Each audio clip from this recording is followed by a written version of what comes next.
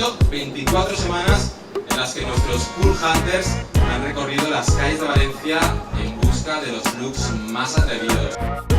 Paula Fort Martín de Vidales es la ganadora del premio Total Look en el mes de febrero.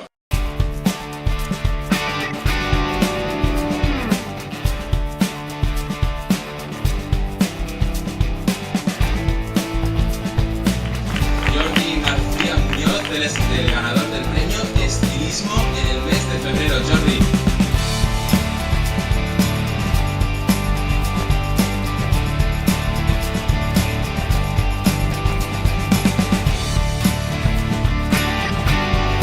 Diego Rodríguez, ganador del premio Total Look en el mes de marzo.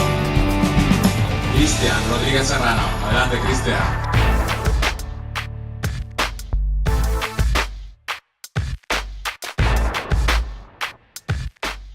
Laura Varela, ganadora del premio Caras Bonitas del mes de marzo.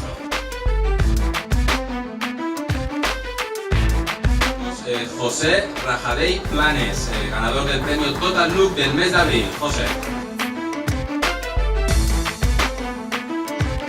Sheila Moreno Ramírez, ganadora del premio Total Look en el mes de mayo.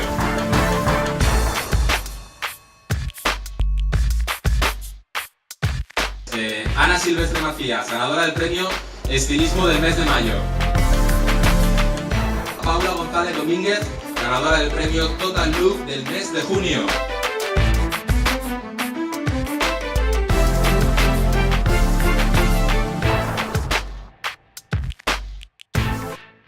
María Belloc, ella es ganadora del premio Estilismo del mes de junio.